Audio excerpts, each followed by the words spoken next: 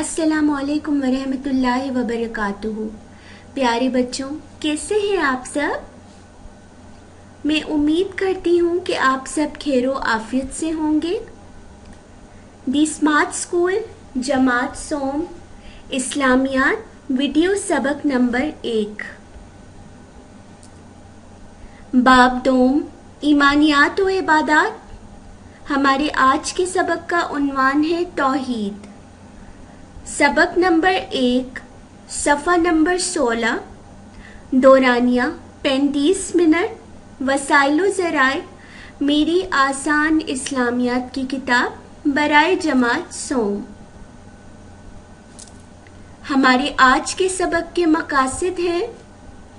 सबक के इख्तिताम पर आप इस काबिल हो जाएंगे कि इस्लाम के 5 बुनियादी अरकान की दोहराई कर लेंगे, तौहीद के माने बयान कर लेंगे, सूरतुल इखलास का तर्जुमा ज़हनशीन कर लेंगे। सबक का आगाज करने से पहले मैं आपसे कुछ पूछना चाहूँगी। क्या आप बता सकते हैं कि इस्लाम के 5 बुनियादी अरकान कौन से हैं? जी, आपका जवाब बिल्कुल दुरुस्त है। तो आइए आज हम सबसे पहले इस्लाम के 5 बुनियादी अरकान की एक बार फिर से दोहराई कर लेते हैं। इस्लाम के 5 बुनियादी अरकान: तौहीद, नमाज, रोज़ा, ज़कात, हज। आज हम जिस इस्लाम के बुनियादी रुकन के बारे में बात करेंगे उसका नाम है तौहीद। इस्लाम का पहला रुकन तौहीद है। तौहीद अरबी ज़बान का लफ्ज़ है। तौहीद के माने एक मानना के हैं, यानी तौहीद से मुराद अल्लाह ताला को दिल और ज़बान से एक मानना है। तौहीद पर अकीदा रखना ही हमारे ईमान की बुनियाद है। इस्लाम में अकीदा तौहीद पर बहुत ज़ोर दिया गया है। कुरान मजीद में भी बार बार इसका जिक्र किया गया है। सूरत अल-बकरा की आयत नंबर 163 में अल्लाह ताला का इरशाद है, तुम्हारा माबूद यकता माबूद है, इसके सिवा कोई इबादत के लायक नहीं, वो निहायत मेहरबान रहम करने वाला है। सूरतुल इखलास कुरान मजीद की वो सूरत है जिसमें अकीदा तौहीद की वजाहत की गई है। तर्जुमा: कह दीजिए कि वो अल्लाह एक है, अल्लाह बेनियाज है, ना वो किसी का बाप है ना वो किसी का बेटा और कोई इसका हमसर नहीं। प्यारे बच्चों, अल्लाह ताला की ज़ात की तरह अल्लाह की सिफ़ात में भी इसका कोई शरीक नहीं। वही सबका खालिक, मालिक और राज़िक है। ज़िंदगी और मौत इसके कब्ज़े में है। कोई भी चीज़ इससे पोशीदा नहीं। वो हर चीज़ को जानने वाला है। वो दुनिया की हर चीज़ पर कादिर है और वो जो चाहता है वही करता है। आइए अब मैं आपको एक किसान भाई की वीडियो दिखाती हूँ।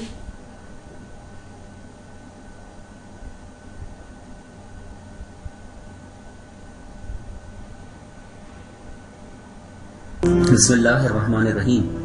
चीते के कदमों के निशान। किसी जगह पर एक किसान रहा करता था जो हमेशा अपनी नमाज़ें वक्त पर अदा करता था। एक दिन उसने एक गरीब लड़के को सड़क के उस पार देखा। उसने लड़के से खाने और आराम करने के बारे में पूछा और उसे अपने साथ घर ले गया ताकि उसकी मदद कर सके। अगली सुबह जब किसान नमाज पढ़ने के लिए जागा तो उसने अपने मेहमान को भी जगाया जिसने उसे कहा था कि वो नमाज नहीं पढ़ना चाहता। लड़के ने कहा कि उसने खुदा को नहीं देखा तो वो किसी अंधे के खुदा की इबादत कैसे करे। किसान ने कोई जवाब नहीं दिया। अगले दिन किसान लड़के के साथ खेतों में चल रहा था। अचानक इसने कदमों के निशान देखे।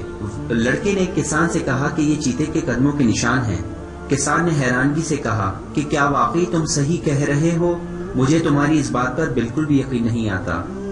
کیونکہ اس وقت یہاں کوئی چیتا نظر ہی نہیں آ رہا۔ لڑکا ہنسا اور کہا، تم پاگل اور ضدی ہو، کیا یہ قدموں کے نشان اس بات کے لیے کافی نہیں کہ کچھ ہی دیر پہلے یہاں چیتا موجود تھا اور یہاں سے گزرا ہے جس کے یہ قدموں کے نشان ہیں؟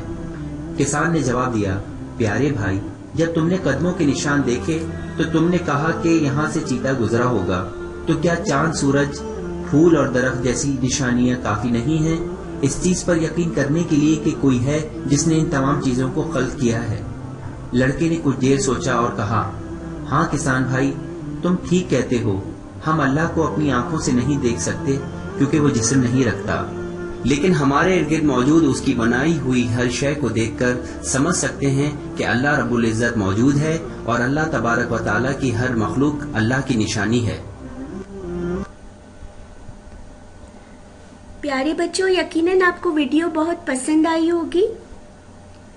پیارے بچوں، انسان اپنی کھلی آنکھوں سے دیکھتا ہے کہ یہ رنگا رنگ کائنات، یہ سورج، چاند، یہ درخت اور سمندر، لاکھوں جاندار اور بے جان مخلوق، اس کے علاوہ انسانی خیالات کی بلند پروازیاں، اس کے بعد پھر انسان کی عاجزی اور مجبوری ایک خالق کائنات کا پتہ دیتی ہیں۔ توحید کا عقیدہ رکھنے والا کبھی تنگ نظر نہیں ہوتا، کیونکہ وہ ایسے رب کو ماننے والا ہے جو زمین و آسمان کا خالق ہے، مشرق و مغرب کا مالک ہے اور تمام جہاں کا پالنے والا ہے۔ اس ایمان کے بعد کائنات کی کوئی چیز اسے غیر نظر نہیں آتی اور اپنی طرح ایک ہی مالک کی ملکیت نظر آتی ہے۔ عقیدہ توحید پر یقین لانے والا یہ بات اچھی طرح سمجھ لیتا ہے کہ پاکیزگی نفس اور نیک اعمال کے علاوہ اس کی نجات اور بہتری کا کوئی دوسرا ذریعہ نہیں ہے، چونکہ وہ ایک ایسے اللہ پر یقین رکھتا ہے جو بے نیاز ہے۔ پیارے بچوں، توحید پر عقیدہ رکھنے والا کسی حال میں مایوس اور دل برداشتہ نہیں ہوتا، کیونکہ اسے یقین ہوتا ہے کہ اس کا معبود زمین و آسمان کے تمام خزانوں کا مالک و مختار ہے، جس کا فضل و کرم بے حد اور بے حساب ہے۔ اس لیے ہمیں چاہیے کہ ہم اللہ تعالیٰ کو واحد اپنا خالق مانیں اور صرف اسی کی عبادت کریں، اسی سے مدد مانگیں اور کسی کو اس کا شریک نہ ٹھہرائیں۔ یقیناً آپ نے بہت اچھے سے عقیدہ توحید کے بارے میں معلومات حاصل کر لی ہوگی۔ اب وقت آتا ہے آپ کو سرگرمی کروانے کا۔ آج کے سبق کی سرگرمی نمبر 1، میری آسان اسلامیات کی کتاب برائے جماعت سوم کے صفحہ نمبر 16 پر دیے گئے سورۃ الاخلاص کا ترجمہ ذہن نشین کریں۔ اس کے لیے آپ کو 10 منٹ کا دورانیہ دیا جاتا ہے۔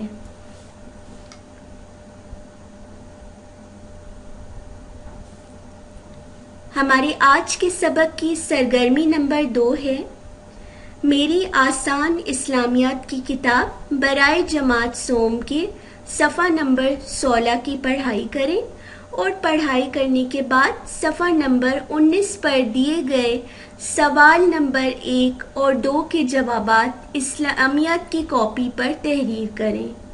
اس کے لیے آپ کو 15 منٹ کا دورانیہ دیا جاتا ہے۔